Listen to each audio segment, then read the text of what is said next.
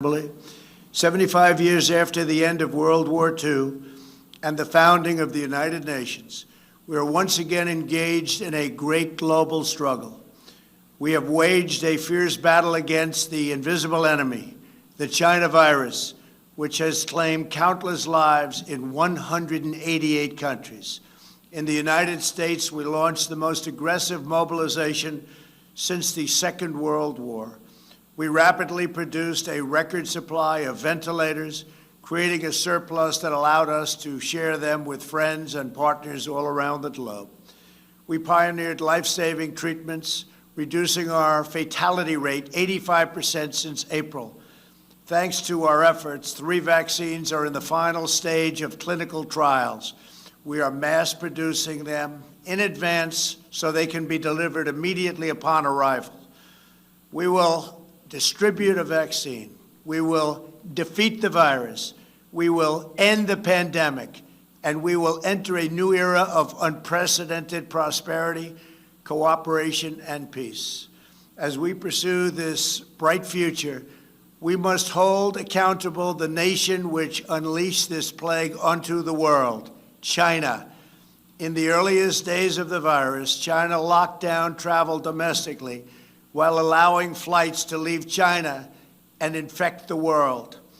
China condemned my travel ban on their country, even as they canceled domestic flights and locked citizens in their homes. The Chinese government and the World Health Organization, which is virtually controlled by China, falsely declared that there was no evidence of human-to-human transmission. Later, they falsely said people without symptoms would not spread the disease. The United Nations must hold China accountable for their actions. In addition, every year, China dumps millions and millions of tons of plastic and trash into the oceans, overfishes other countries' waters, destroys vast swaths of coral reef, and emits more toxic mercury into the atmosphere than any country anywhere in the world.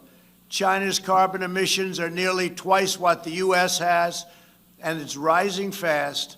By contrast, after I withdrew from the one-sided Paris Climate Accord, last year America reduced its carbon emissions by more than any country in the agreement. Those who attack America's exceptional environmental record while ignoring China's rampant pollution are not interested in the environment. They only want to punish America, and I will not stand for it. If the United Nations is to be an effective organization, it must focus on the real problems of the world. This includes terrorism, the oppression of women, forced labor, drug trafficking, human and sex trafficking, religious persecution, and the ethnic cleansing of religious minorities. America will always be a leader in human rights. My administration is advancing religious liberty, opportunity for women, the decriminalization of homosexuality, combating human trafficking, and protecting unborn children. We also know that American prosperity is the bedrock of freedom and security all over the world. In 3 short years, we built the greatest economy in history, and we are quickly doing it again. Our military has increased substantially in size. We spent $2.5 trillion over the last 4 years on our military. We have the most powerful military anywhere in the world, and it's not even close. We stood up to decades of China's trade abuses. We revitalized the NATO alliance, where other countries are now paying a much more fair share. We forged historic partnerships with Mexico, Guatemala, Honduras, and El Salvador to stop human smuggling. We are standing with the people of Cuba, Nicaragua, and Venezuela in their righteous struggle for freedom. We withdrew from the terrible Iran nuclear deal and imposed crippling sanctions on the world's leading state sponsor of terror. We obliterated the ISIS caliphate 100%, killed its founder and leader, al-Baghdadi, and eliminated the world's top terrorist, Qasem Soleimani. This month, we achieved a peace deal between Serbia and Kosovo. We reached a landmark breakthrough with 2 peace deals in the Middle East after decades of no progress.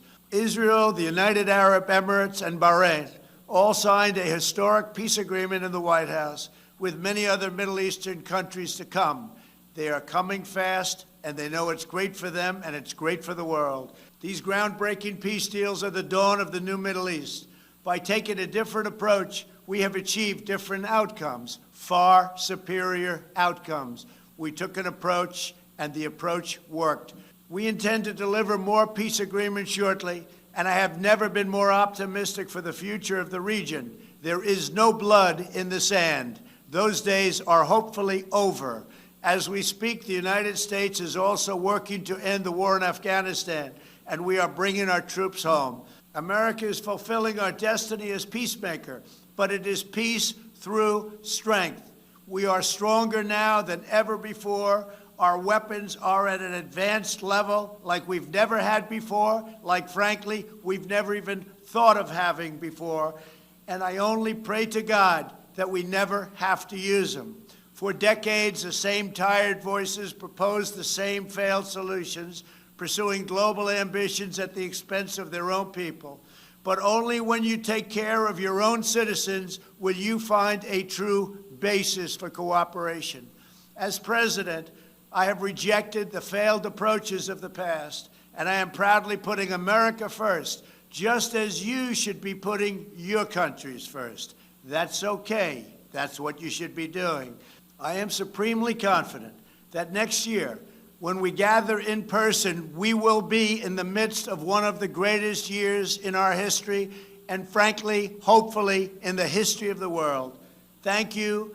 God bless you all. God bless America. And God bless the United Nations.